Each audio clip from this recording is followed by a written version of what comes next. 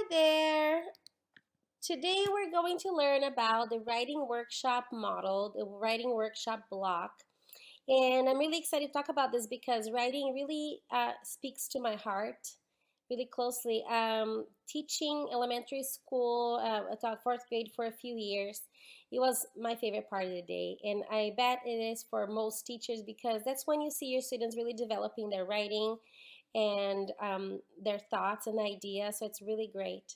I started this PowerPoint with an image of why writers write. So that's kind of how I start my writers workshop, block in the beginning of the year, talking about why writers, want to write and what gets them excited to write. So I actually found this on Pinterest. I love Pinterest for ideas, for input charts and posters around the wall, along, all over the room. It's really great. So as you can see on this picture, you see to express thoughts, to communicate, because they love to write. I mean, you don't really have to have a reason to write, just because you love to write, right? You just do it. To share experiences, to share their feelings. That's kind of important because it talks about a little bit about the fact that when students are writing about their feelings and the things that they like, you're tapping on their funds of knowledge, that idea that you're bringing their experiences to the classroom and you want to do that as much as possible. Um, I made a connection between the Common Core and the Writers Workshop or Writing Workshop, however you want to call it. And so Wiggins and McTighe in 2009, they said the standards are like the building code. Architects and builders must attend to them, but they are not the purpose of their design. The house to be built or renovated is designed to meet the needs of the client in a functional and pleasing manner, while also meeting the building code along the way. So think about that for a second. Why are we, teaching writing? So you have your Common Core standards and you want your students to learn those standards. But mostly you're teaching them writing because you want them to learn about the process that will make sense to them, so that they can write about their lives, about things that are relevant, about their feelings, to communicate with others, and so on and so forth. So we're going to keep the Common Core state standards in mind, and we're going to try to find the purpose for writing as we teach writing to our students. This next slide shows some of the standards. So for writing, there are 10 standards, right? You can count them like this, super easy. It's just 10 standards. But each one of those standards will actually talk about different things. So the first one on top right here, you have for writing standard 1, 2, and 3 in all grades. You would have narrative writing, opinion, and informational writing. In a writer's workshop connection would be units of study, things that they're studying about that you want them to research about and write about. That can be done in all those three genres, right? Narrative, persuasive, and also informational, right? Standard 4, writing number 4, is the skills that they're going to be learning or strategies addressed. They're going to have clear, developed, and organized writing. And that can be done through mini lessons or other teaching points that you're going to be doing throughout your day. Standard 5 is addresses planning, revising, and editing, so the writing process itself. Writing standards number 6 addresses using technology to produce writing and to publish their pieces of writing. So that writer's workshop connection will be publishing in celebration of their writing. So getting excited to share with others is a big deal for kids. Writing standard 7 is to conduct short research projects. They can also be units of study, things that they're studying about that are relevant to other content areas, so we can transfer those content areas and the transfer the writing skills of those content areas. And then writing number 8, standard 8, is recalling and gathering information from print, taking notes. Standard 9, drawing evidence from what they read, from what they know. So it's going to bring that knowledge to life. And then standard 10 is kind of like a basic one because it addresses like just writing over time. And believe me, it might be silly to say, oh yeah, students are going to learn to write over time, over an extended period of time. And, building stamina is a big deal. Students start, the year not having a lot of stamina to write until you build that with them, and then they will run with it, and they will spend like 5 minutes first day, 10 minutes, 15, 20 minutes, and then it grows and grows and grows. So it's really excellent to be providing them with opportunities in the beginning, guided opportunities for them to build that stamina and get to that individual writing that you want them to be doing without your help, right? Remember the gradual release of responsibility. You want to model as much as you can. They can do work with partners. You can share the work with the class through the document camera or books or the documents and stuff. And you're going to be writing and modeling writing in front of them. It can be on an easel paper or, as I said, document camera. But you also want them to learn to be independent writers, and that's your main goal, right? All right, so writing workshop basics. So philosophy of writing workshop. So I have that writer's workshop or writing workshop is not a program. It is an approach that encourages independence, gives writers a high degree of choice within a framework and genre. So you're going to give them a lot of choice. So you're going to bring a lot of defense of knowledge, things that they have experienced that are, meaningful experiences to the students in their lives. And so they're going to bring that to the writer's workshop framework. But you're giving them the structure on how to do it. So you're teaching them how, but then giving them choice.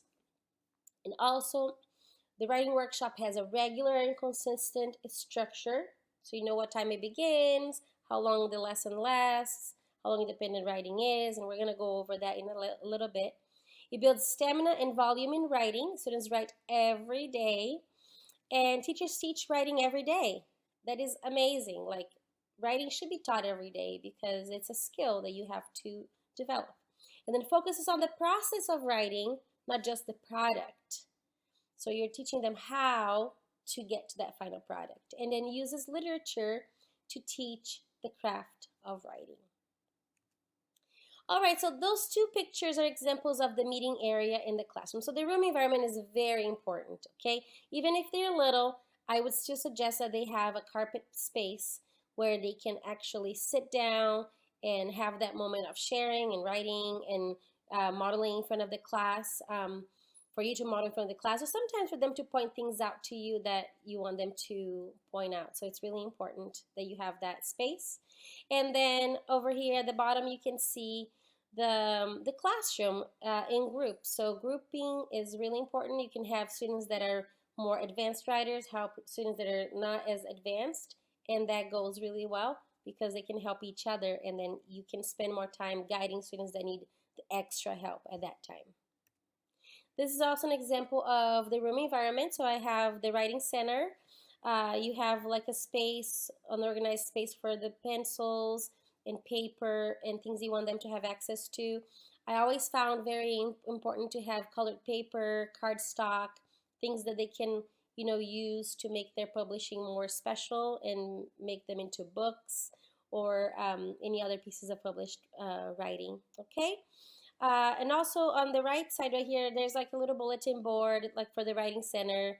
Maybe you can have examples of a story, a recipe, a book, a poem, and then like a postcard and so on and so forth. So you can have all those examples for them there so they can see what it should look like. An email. Now those are the new things that we need to teach students to do. An email, maybe a resume for the older students when they're ready to get jobs when they're in high school, or even at the end of their secondary, like their middle school, right? Some kids might be getting jobs and we don't know about until we ask them, so it's better to get them prepared for that. Now, materials for the writer's workshop, you're going to need pens. You're going to need black pens. For the little guys, pencils, of course, right?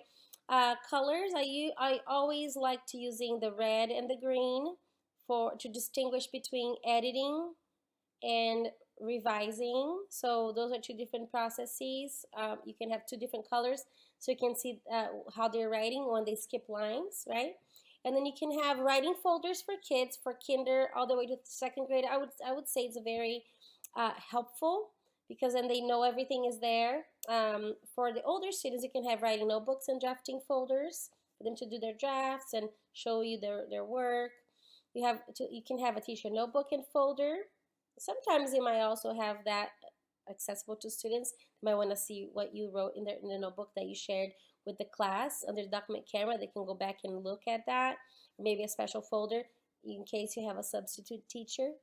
And then paper choices, as I said, neon, bright colors, all the cool stuff. And then also charts. Have the big papers, have the big, presentation posters for them to use so they can get creative and go big, right? Mentor text that they can look at and be like, oh yeah, this is an example of a narrative writing for my age, for my grade. So they can actually make that connection with those texts and then mimic good writing as they learn the process.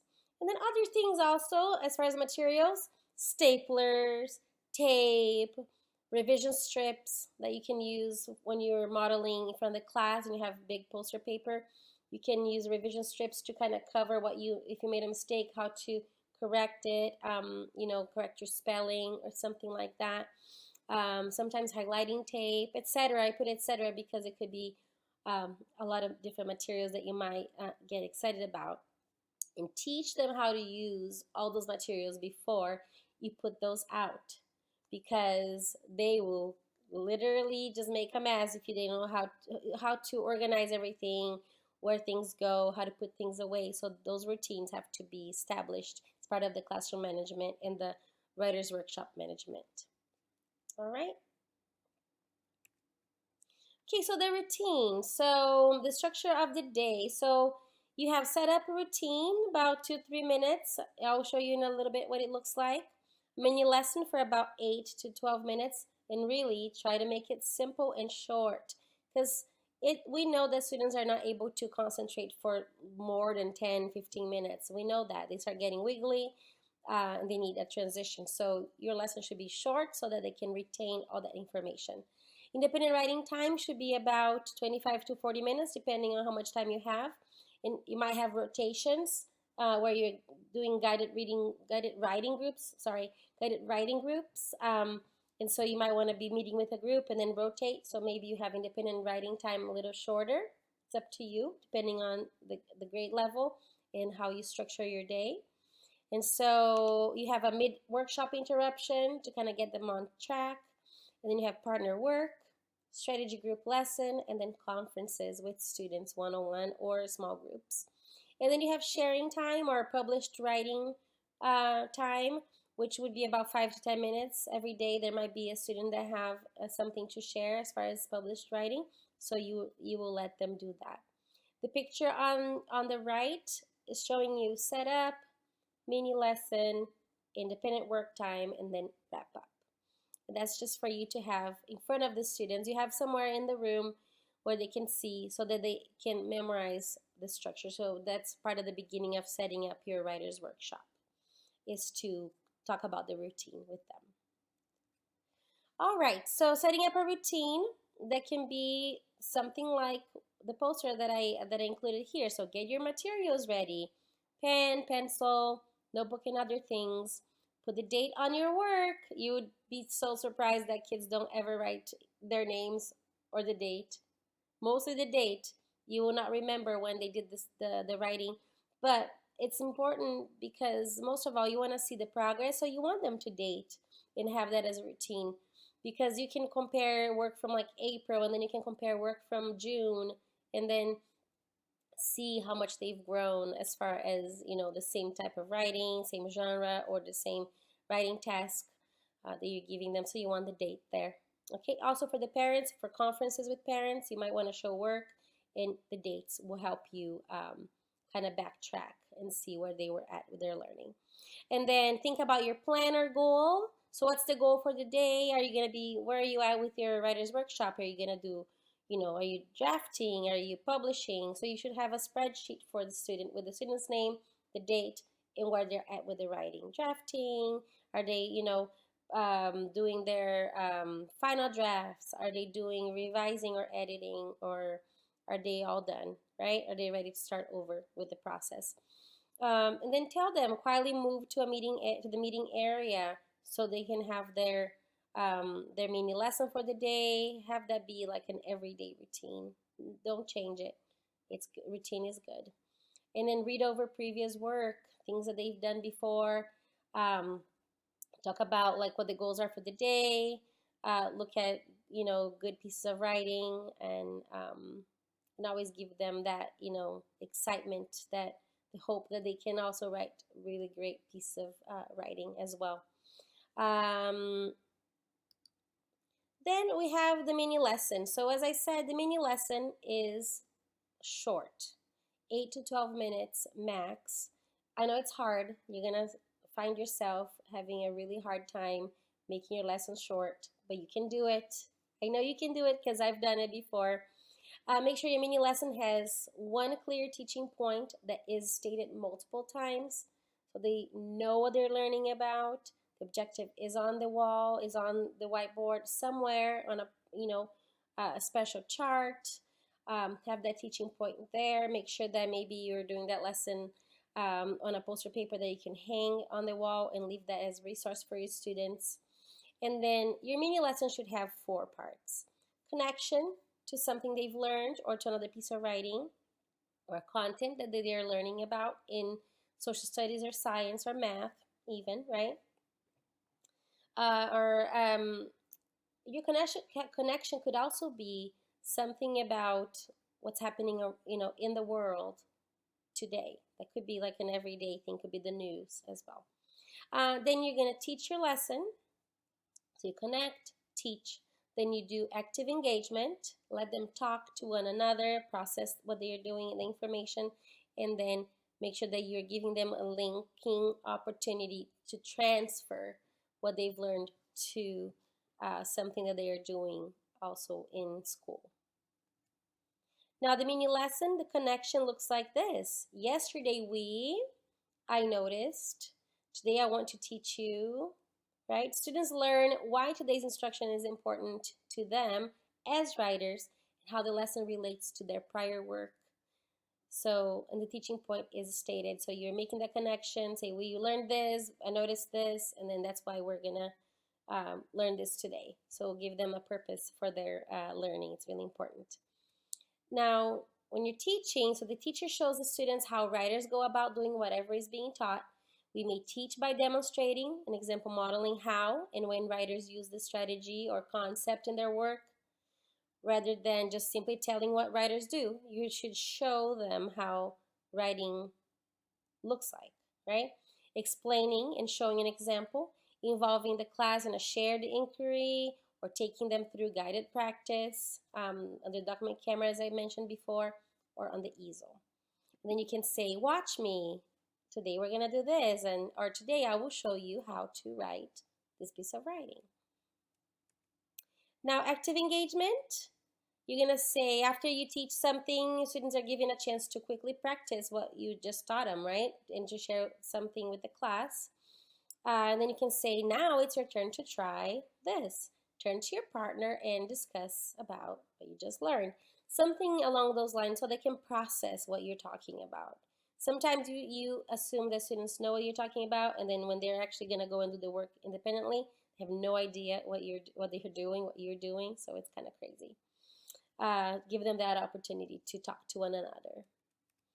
Now the mini lesson, you're gonna end your day with a link, right? A connection to something that they're gonna use. So the teacher reiterates what has been taught, adding to the students' growing repertoire. Students are reminded that today's lesson pertains not only to today, but to every day, and to strengthen their writing for the specific unit that they're learning. So today and every day, we're going to be doing this, off you go, now you're going to try, and then you can make those connections more apparent. And then you have the structure of a day. So independent writing time, you have the students doing the work for 25 to 40 minutes, right? You should set up expectations with them. Set expectations for students. For example, what does writer's workshop look like? So kids drawing or kids writing, kids sitting in desks, pencils writing words, kids thinking, kids working hard, building stamina. And it sounds like a very quiet work music, or no talking to friends, pencils on paper. You can just hear the tss, tss, tss, tss, right? And then whispering, rereading, stretching the words to see if we spell them right. So that's what writer's workshop should look like when somebody comes in, or what it should sound like when they come in, right? And then you have the writing process. You have think, plan, sketch and label, write, read and revise, reread and edit, and then again, think, plan, sketch, right? When you go on and on and on with this. But this is what they need to know, because if they need to know all those little details, because if they don't know, they will not know what independent writing time looks like or sounds like, and what to do. They'll be looking like that, like, what do I do? Or they're just simply trying to talk to somebody and be talking the whole entire time, and you can't have that because you want the kids to be productive. Now, after that, the last portion is sharing or teaching, or what I call the published writers. So at the end of the workshop, writers come together to culminate the day's work. The teacher may highlight the work of a student, retell a conference, something that they talked about during the small group conference, or prepare for the next workshop session, because they might be having several rotations that day. Students may reflect on their work with a partner or table group. And you also might want to include, so the teacher might want to include a daily edit focused on grammar or conventions at the end of the share, something that you can point out that they need to work on. It could also be students sharing their work to one another, and that's literally their favorite time, because they feel so empowered to share something that they created. Even if it's short and sweet, you're going to make them feel really great about their writing, and you're going to help them move forward. Okay?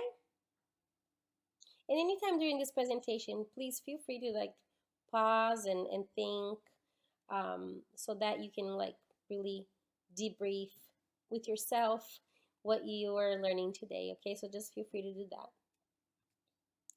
Now, to kind of wrap up, we have the overall structure of a unit. So writing process for upper grades, you can see you have some, prescripted things here. You have a pre-assessment, like writing on demand. Writing on demand to identify strengths and needs. You can have them do a pre-assessment. Then you can have immersion. Writers build knowledge of a genre before attempting it themselves. They can enjoy mentor text. So you're giving them information on what they're going to write, analyze other people's work, and then study those texts, noticing structure, craft, and tone. Then you can do rehearsal, have them experiment and plan before they start writing, like brainstorming, then drafting, revision, editing, publishing, and then you have the post-assessment, so you can see the growth from the beginning to the end. Now, I would encourage you to pause the presentation right now and then read through this page, okay? At your own time, read through each one of those points so that you're more familiar with this. Okay, so go ahead and pause and read what I have here for you. When you're ready, go to the next slide. Okay?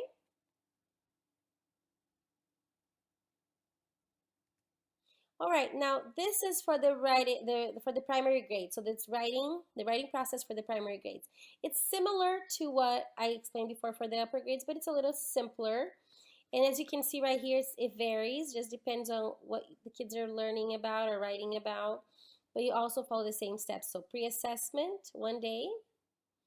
Immersion, which is kind of like the brainstorming. Rehearsal, the first drafts. And then drafting for real, like really drafting their sentences. The rehearsal could be more of like checklists and things that they want to write about so they don't forget. But then when they're drafting, they're writing already. Then revision, editing, publishing, and then you have post-assessment. So do the same thing. Go ahead and pause this presentation at any time so you can read this. Just take a second. Those are very important points. So go ahead and pause now and take a minute to read this. All right. I really enjoyed teaching you about the writer's workshop today. I know it was short and sweet, but I think I covered the most important points about the writer's workshop model and how it works, right? The framework for writers to write. So, what I would like you to do as your assignment for today, I want you to write a reflection.